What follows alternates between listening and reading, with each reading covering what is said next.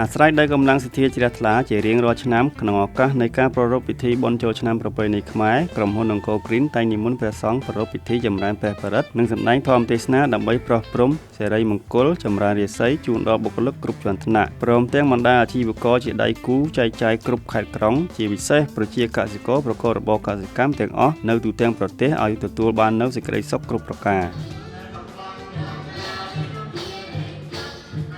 របាំត្រុដិជារបាំប្រពៃណីខ្មែរដ៏ចំណាស់មួយដែលប្រជាជនខ្មែរគ្រប់រូបជឿជាក់ថាជារបាំដែលត្រូវបានសម្ដែងឡើងក្នុងជំនឿដើម្បីបណ្ដេញឧបទ្រពចង្រៃសូមសេចក្តីសុខចម្រើននិងដើម្បីបង្កើនបរិយាកាសឲ្យសប្បាយរីករាយផងដែរអង្គរ Green ក៏បានអញ្ជើញក្រុមរបាំប្រពៃណីខ្មែរនេះមកសម្ដែងនៅស្នាក់ការកណ្ដាលផ្ទាល់ដើម្បីចម្រើនរាសីនិងចូលរួមថែរក្សាកេរដំណែលប្រពៃណីខ្មែរដ៏ល្អផូរផង់នេះផងដែរក្រោមការរៀបចំពីថ្នាក់ដឹកនាំអង្គរ Green បាននិមន្តព្រះភិក្ខុថេរណសីឡោមាសប៊ុនធឿននិងព្រះសង្ឃចំនួន6អង្គផ្សេងទៀតពីវត្តដំបូលខ្ពស់និមន្តសម្ដែងធម៌ទេសនានិងប្រោះព្រំលើករាសីដល់ក្រុមហ៊ុនអង្គរ Green ទាំងមូល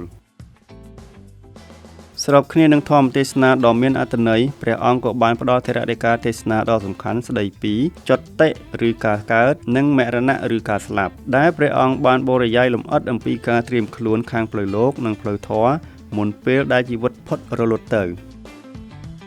តំណាងឲ្យបុគ្គលិកគ្រប់ជាន់ថ្នាក់លោកប្រធាននាយកប្រតិបត្តិក៏បានបួងសួងនៅវត្ថុស័ក្តិសិទ្ធិនិងទស្សបរមីគ្រប់ទិសទីជាពិសេសពរជ័យពីព្រះភិក្ខុថេរណសីឡោមាសប៊ុនធឿនសូមឲ្យបងប្អូនជនរួមជាតិក្រុមការងារអង្គរ Green គ្រប់ជាន់ថ្នាក់អាជីវករដៃគូចែកចាយនិងដៃគូរោងចក្រផ្គត់ផ្គង់ទាំងអស់ជាពិសេសប្រជាកសិករដែលប្រកបរបរកសិកម្មគ្រប់ប្រភេទឲ្យជួបតែសុខភាពល្អជោគជ័យគ្រប់ភារកិច្ចទទួលបាននូវពរជ័យគ្រប់ប្រការប្រាថ្នាយ៉ាងណាឲ្យសម្រេចដោយបំណង